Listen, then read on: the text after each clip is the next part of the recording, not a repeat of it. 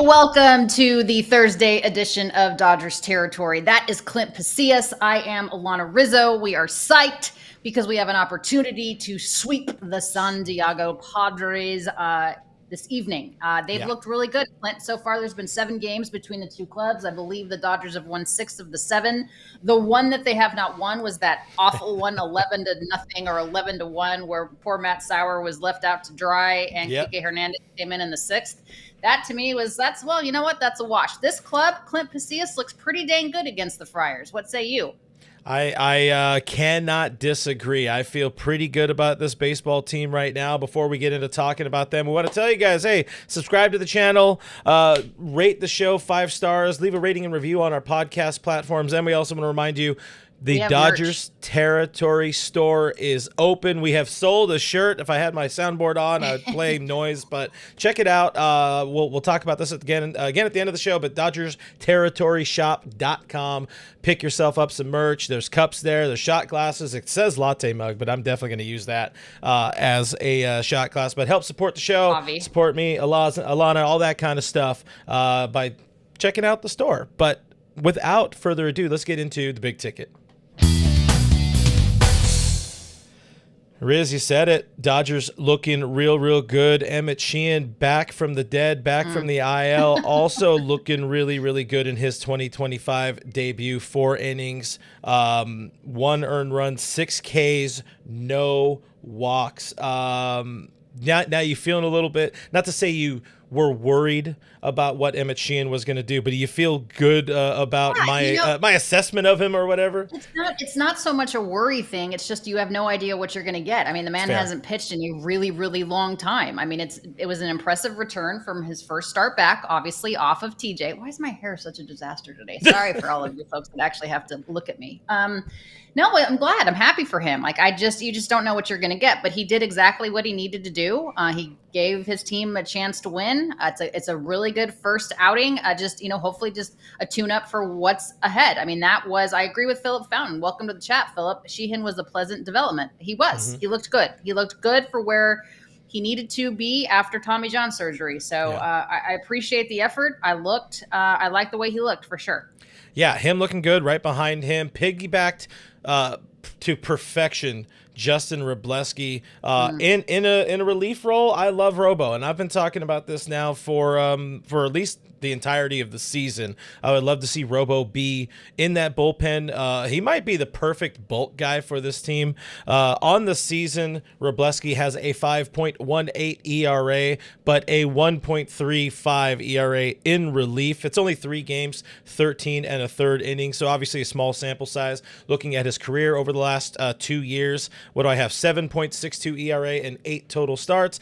0.93 ERA in relief. He looked good. He looked nasty. He looked froggy. He was chomping at the bit to get back out there for the 9th inning. Unfortunately, Muncy and Edman could not turn a solid double play there to really bail him out. Otherwise, he would have got either way, luckily, Robo still ends up with the win. He wouldn't have got the save because it would have been 6 innings or whatever to 5 innings to finish the game. But the kids are all right. Homegrown talent is looking all right. We'll talk more about that in a second. But we got to talk about your boy, William Dill Smith. I tell you what, that was some big Willie style. So we were texting last night on our Dodgers Territory text thread, which, by the way, check out Chat BCC. There's an opportunity for you to talk about all the games and all of our shows and everything together with the host. But anyway, we were on a text thread last night.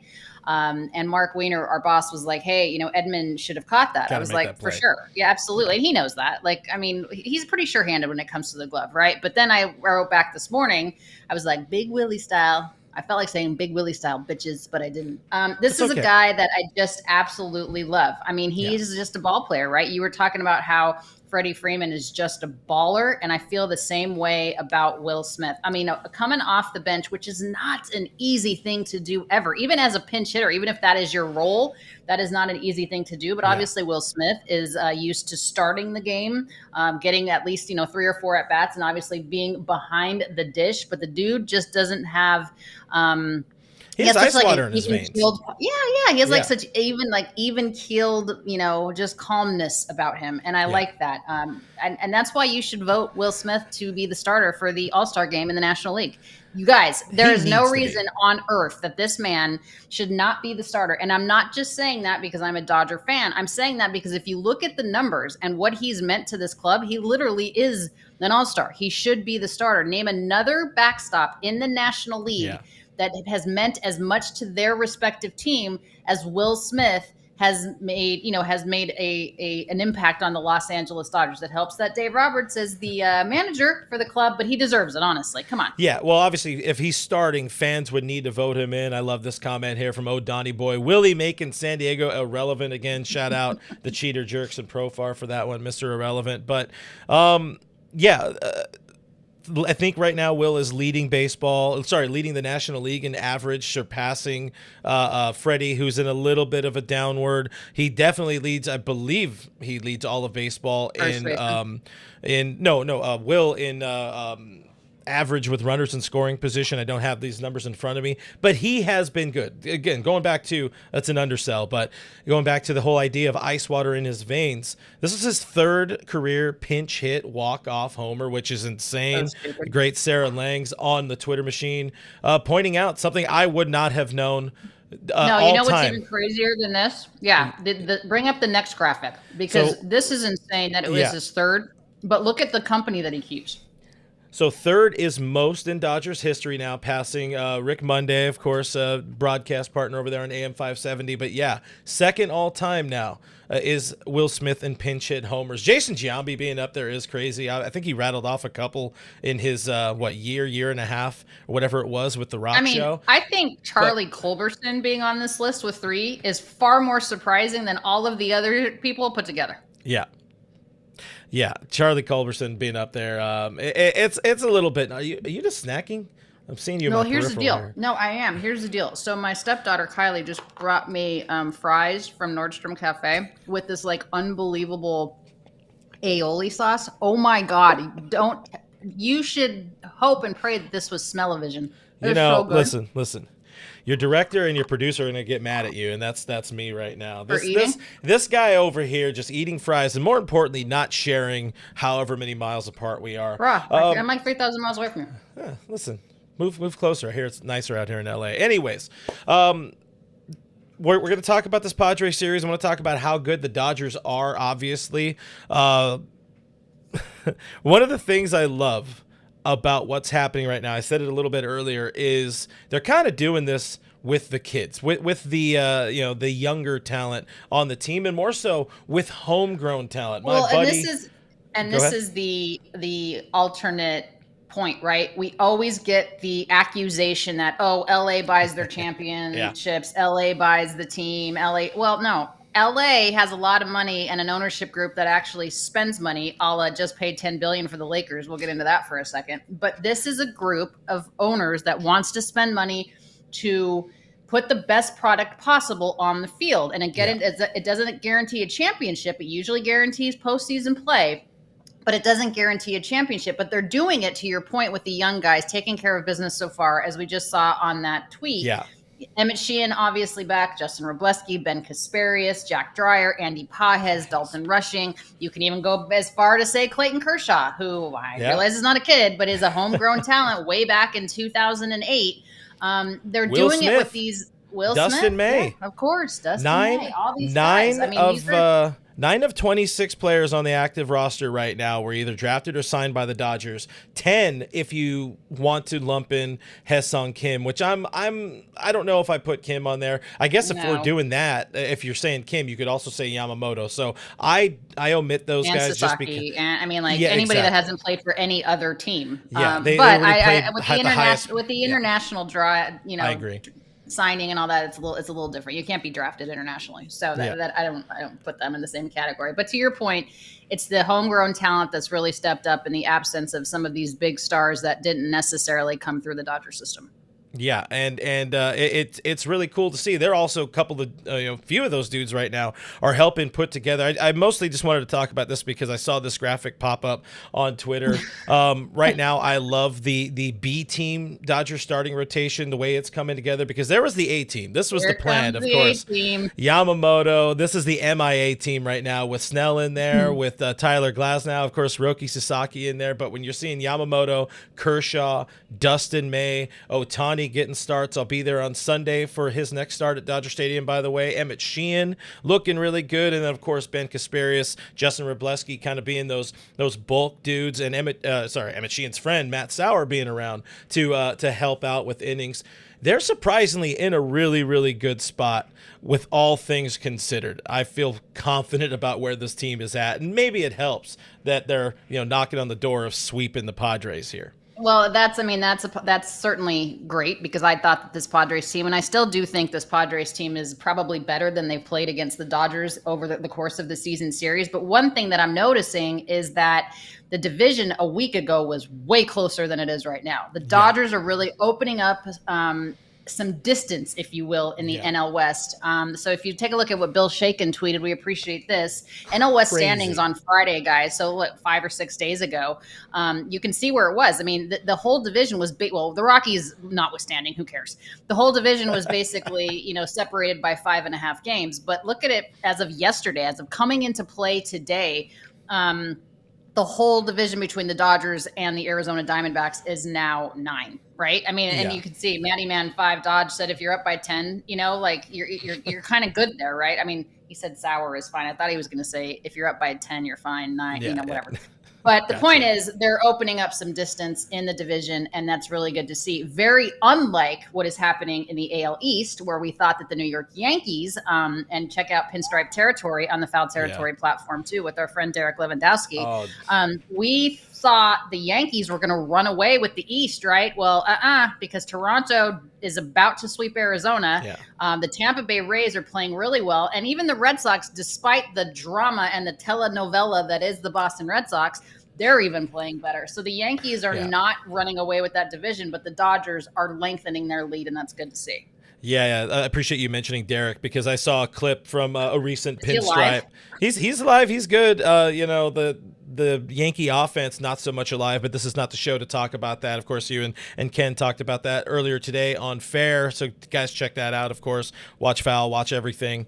Check out our buddy Kyle Glazer too, also giving you the Padres perspective of this whole matchup. But Dodgers right now sitting 46-29, most wins in the National League. Already saw the graphic, 4.5 game lead over San Francisco, 6 games over San Diego, and I don't feel bad for the Padres, but I kind of feel bad for the Padres because you and I spoke with Kyle Glazer before the first series down in San Diego. And one of the things he told us was, I asked him, what are we going to learn from this series? And he was like, in so many words, we're going to learn whether or not they're frauds. And that's not what he said. That's me paraphrasing it in a Homer way. But we're going to learn whether or not they're frauds. And they are. Yeah. And you're seeing Padres fans breaking down. They're talking about how the bottom of the lineup is straight up ass. And it kind of is right now. But also at the same time, Dodgers are they're on a hot streak. And they're doing it without Shohei. They're doing it without Mookie right now. It's pretty crazy to see.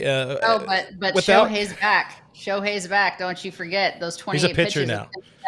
That's gonna lead to a lot of really, really good things. How about this, by the way? Compared to last year. Vargas, Dodgers. Oh, yeah. So here's the thing. Like, we're actually doing better in terms of run production this season, 45-29 games through 74 games. It's hard to believe they've already played 74 games. My word, the season's flying. Better this year already in terms of runs scored than they did in the 2024 World Series championship year. Yeah. So again, and this does beg the question, has this offense even hit their stride yet? Because I don't ever feel like everybody up and down the lineup at the same time consistently has been doing that. So again, a good team is just going to continue to get better if they can just hold serve, which they're doing more than holding serve. They're creating some distance. That is good news. Yeah, Dodgers pulling away in the National League West. We feel real good about it. A lot of baseball still to be played, of course, and a lot of Dodgers territory coming up. But first, we're going to hear from our friends at Foul Territory. Then we'll be back, and we're going to talk Michael Conforto. It is summertime. We are in the thick of golf season. It's always golf season down in Florida, but we're in the thick of golf season across the country, and someone's looking to get a new club. That logo should say it all. PXG. What do they do? Go get fitted. Go get fitted by one of their master fitters, professional fitters. I've done it. It's helped shave many strokes off my handicap. It is worth it. It's educational. You learn about not only clubs, you learn about shafts, you learn about grips, you learn about angles. They have all the numbers, all the setups that you need to help improve your handicap.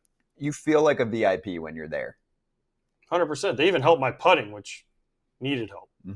There. They help your putting there. There. That's how cool it is. So schedule your fitting today, and for a limited time, you could save up to 20% on your entire order. Head over to pxg.com/foul. That's pxg.com/foul to save up to 20% on your entire order. pxg.com/FOUL. Restrictions apply. See site for details.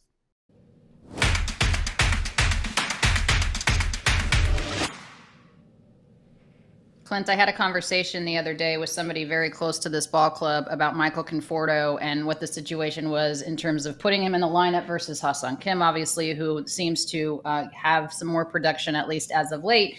And the person said that, listen, they're not quite ready. This was a week and change ago, so let me be clear about that. This was not today or yesterday. But the point was there's still a little bit of a runway with Conforto. However, they do understand the absolute need to get Hyeseong Kim in there, and play him to spell Rojas, to spell Conforto, to spell a couple of other people. But he definitely has earned the right to probably be in that lineup a bit more consistently. And for whatever reason, Conforto just has not had even a significantly decent, even small stretch with the Dodgers of productivity. I don't know, a couple questions here, and you and I talked about this in our production meeting. Do we DFA Conforto? And if so, what do we want in return? Do we want another left-handed power bat off the bench? Or do we need to just see him as a bench player only and not DFA him? Yeah, I don't think this Dodgers team is ever going to kind of cut bait on a move like $17 million signing like Michael Conforto is. However, it's very much time to see what Hyeseong Kim can give you. And I talked about this on my All Dodgers channel yesterday. It's a good time to see what Hyeseong Kim can give you, because you also need to know you're, again, a month and change away from the trade deadline. You need to know if you need to go out and be active to add an outfielder, or if it's going to be a bench piece, if it's going to be a bullpen arm or whatever it is. But right now you're looking at left field or a spot in the outfield, and there's a clear need. When Michael Conforto's starting, there's a clear need there. So if it's going to be Kim getting the majority of that playing time and he's playing center, and you slide Pasillas over to left where he's also been solid, this is the time to learn it. And Andrew Friedman did speak this week about the trade deadline. He's still standing with what he said in the offseason, standing by, like, I really don't want to have to make any moves. I don't think they have to make some moves. But back to the root of Michael Conforto versus Hyeseong Kim, we are going to start learning that, because Dave Roberts said yesterday that he's going to start taking away some playing time from Conforto. He didn't start last night, not starting today on Thursday in the series finale. And we have a clip here from our friends over at Dodger Blue. So let's listen to Dave talking about this Conforto situation. We'll come back and digest it. I see him playing a lot still. I do. I do think that in a meritocracy in that vein, I think that Hyeseong has earned opportunities, and I don't want to just kind of get him to lose his mojo and sit for 4, 5, 6 days and expect good at bats. So I think that he's earning the opportunity to get somewhat of a consistent look, and we'll go from there. Here's the thing. I think it's a bummer for Conforto, because I remember when they signed him, I was super psyched. I really thought it was going to lengthen the lineup. Remember, I was all about this signing. I was really hoping that left-handed bat was going to really help balance the lineup out a little bit towards the bottom part of the lineup. But that being said, he's batting 168 right now over the course of the season in 202 at-bats, and that's over 65 games. I mean, the team's played 75, so he's had a pretty significant number of at-bats. I mean, 202 at-bats so far for a guy that's not an obvious every single day player or a superstar, I think it's a pretty decent sample size, but also good for Hyeseong Kim because, I mean, this is a guy that's done it at every level, right? He did it in the KBO. He's done it at AAA, as you've pointed out, and he's done it so far in the time that he's been given at the Major League Baseball level. So right now you kind of ride it and see how he can perform. And I think perhaps he'll only get better with more consistent playing time and not always having to like look over his shoulder like, oh, am I going to, 3 hits today, El Bencho tomorrow. Well, the whole idea of looking over his shoulder, it's like yesterday, and I'm not, this is not an attack on Dave, and it's not an attack on the front office's strategy, because I understand, thinking in Davisms, you got to keep Kike Hernandez relevant, which is why he's going to pinch hit against lefties. He's a lefty killer, yada, yada. So I did make the note, Hyeseong Kim has hit lefties. He's hit all handers at every level he's now played. Very small sample size at the big league level. He's I think it's 3 for 4. But at this point in time, I need to see him playing. Again, going back and reiterating what I'm saying and piggybacking off of or continuing off of your question from earlier, I need to see what Kim can do now to know whether or not Conforto is going to be on the bench, or you need to use that roster spot in a DFA situation or a weird salary dump trade thing to bring in somebody who's going to be an outfielder. Now, there's also no very clear options for this team to pick up. That's another one of the things Andrew Friedman has mentioned. It's like, if there is a very clear and obvious upgrade that we can go out and acquire, they will always consider those. But who is it going to be? If it's not, I don't know. That's the thing. I mean, like, who's even out there? And the thing too is, like, granted, to the Los Angeles Dodgers, 17 million is nothing, but it's not like you just gave this dude $1 million. Like, $17 million is significant. And I think that if you look at what they thought that they were going to get out of Conforto, they're probably pretty disappointed in terms of the way that this production hasn't necessarily worked its way out. Now, I do know that they like the person. They like, he's a good dude. But that's not going to give you at-bats. But perhaps if, they start to play Kim more and, Conforto just is, I guess, I can't even talk today, relegated to a bench role, maybe without having to question anymore his role, maybe that'll help him too. Yeah, no, that could be a solid role. And we know this team would like to have well, hopefully it's a solid left-handed bat off of the bench. It could help them out a decent amount, because they would have him. And if Dalton Rushing's not starting, he's left-handed. Kim in this scenario would be in the starting lineup. And then right-handed options, you have Kike Hernandez, Miguel Rojas, which Miggy Rowe we should probably have a conversation about at some point in time. Not now. Again, right now is the time to really see what Kim is all about. I'm not reiterating, I'm 3-iterating this. Now is the time to play Kim. You've already given, like you said, 202 at-bats and 65 games to Michael Conforto. He's hitting $168. He's not even hitting his weight. Yeah, you miss. Sometimes you swing and miss. Yeah, sometimes, and again, he has been given quite the runway. I do believe 65 games is enough time to figure out if, this is going to pan out or not. So perhaps, again, an opportunity to just know that he's a role player, bench player, will help. What is so funny? I was going to say, I could tell you in about two games, 3 games, that I would not be a good major league hitter this season. So 65 games is kind of a lot for Conforto. You guys have a little bit different resume. I understand. I understand, but that's fine. All right. Let me tell you, if I could hit my weight, I'd be a Hall of Famer. Let me tell you that. Oh, well, okay. That's for another program maybe. And one thing, like when you talk about your family, and that's fine, but somebody else talks about your family in a negative way, and you want to go toe to toe and like go to blows. Yeah, you can bash on yourself. I'm not going to bash on you because you're family. All right, much more to come on Dodgers territory after this quick break and some words from our friends at Foul.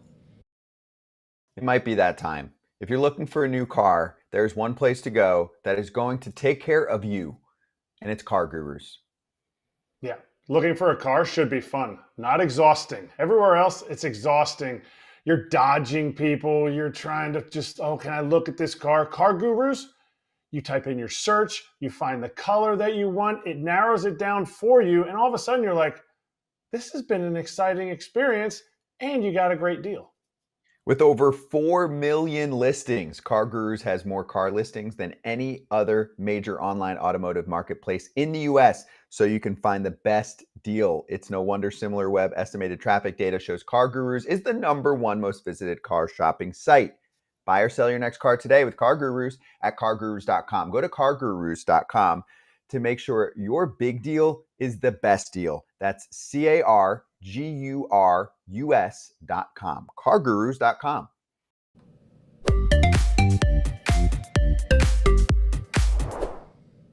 All right, guys, time is running out. We are down to our last few hours to be able to bid on 4 field level seats, as well as free parking in Lot I at Dodger Stadium. It's the 4th of July game. It's the Los Angeles Dodgers hosting the Houston Astros.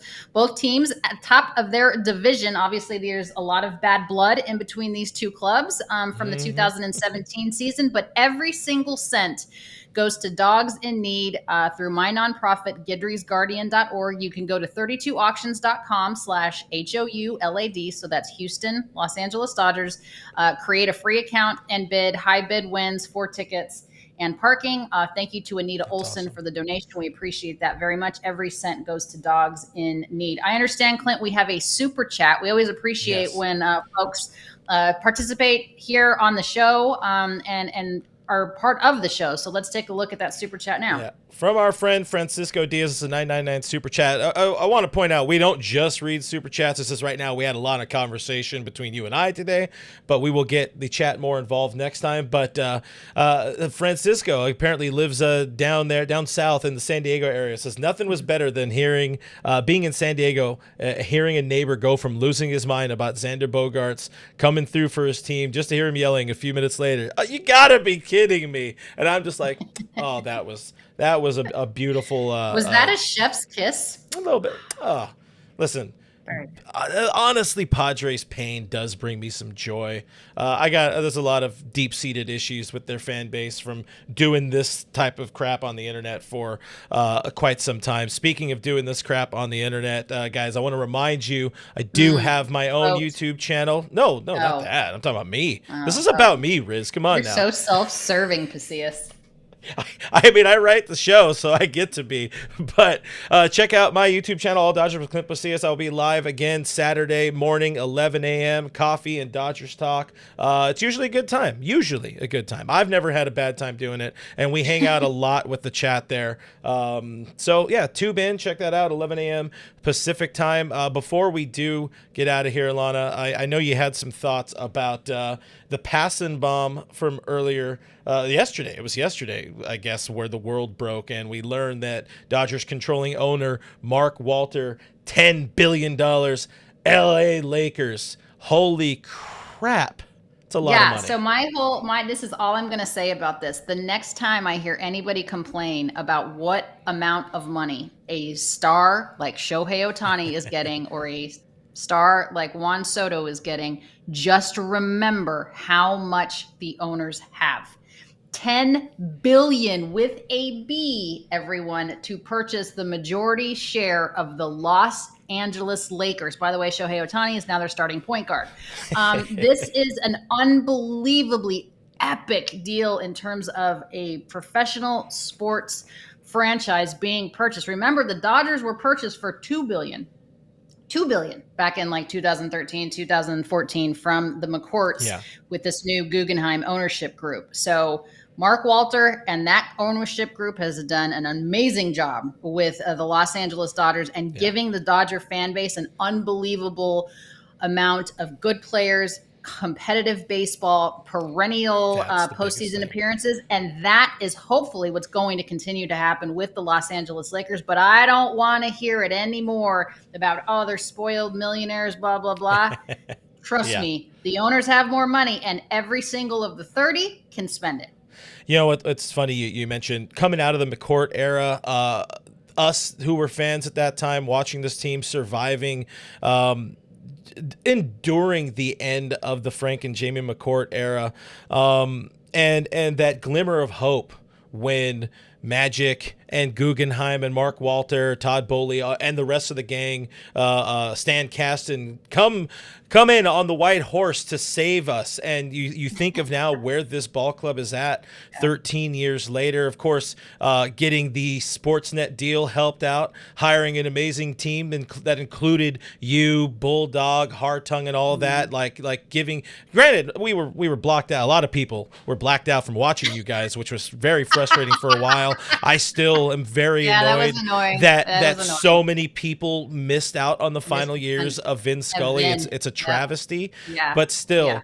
Some of the small sacrifices to get to where we're at. Now you translate that to where the Lakers are going to be, the Luka Doncic trade out of nowhere. We're like, oh, wait, the Lakers could be good again. Now all of a sudden you see Mark Walter, you see that cheddar showing up. You feel real good. It's a good time. Dave Roberts said it at FanFest, and shout out to Matthew Moreno of Dodger Blue for bringing it back up on Twitter yesterday. Los Angeles is the epicenter of sports. This is going to help a whole lot when the LA Lakers and LA Dodgers are out there just winning titles. Let's go back-to-back city champions. No, I'm happy for them. I think that's. I mean, I'm a Nuggets fan when it comes to basketball, and I like the league. I mean, whatever, it's fine. I'm not a huge basketball fan, but it's. I turned on my board, so. I mean, whatever. We just won the more recent championship than the league. It's fine. Doesn't matter. I don't care. I like baseball. The point is, and by the way, Nicole Taylor in our chat just said Shohei would be a terrible point guard. I was thinking forward, like he's got the shoulders to be a forward. Got the bandwidth. Yeah. What I want to know is what Lakers what Lakers do we have anybody that could pitch? Like, does Rui Hachimura have a curveball or something like that? Because Dodgers could use some arms, but that's jumping. Okay. The A team is coming back, Clint. Yes. Congratulations to the Mark Walter and that group for and congratulations to the Buss family. Good Lord. So when Jerry Buss bought the team, it was like $64.5 million or something, and they just sold it for $10 billion. With that be insane. Guys, if you have $10 billion laying around, spend some money in the Dodgers Territory shop. We'd appreciate it. Store is open now. That is DodgersTerritoryShop.com. Get yourself a beanie, get yourself a cup, get yourself a mug, a shirt, a polo, all that kind of stuff. Those hoodies are sweet. I'm not going to lie. And if you wanted to be an executive, you can get a 3/4 zip.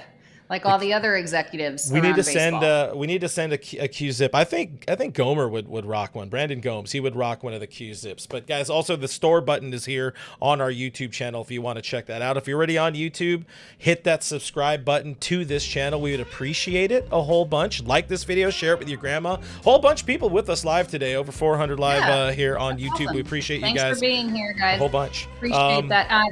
One thing before we go. Hold on. This guy on here is really mean. There's a mean guy? Yeah, there's a mean guy. Oh, no. Yeah. Oh, no. It doesn't matter. I can't even say his handle because it's crass and rude. But anyway, for those of you that are kind, thanks for being here. We appreciate it. Clint and I will be back with a brand new show on Monday. Go shopping, guys. Go Dodgers. Go sweep. Bye.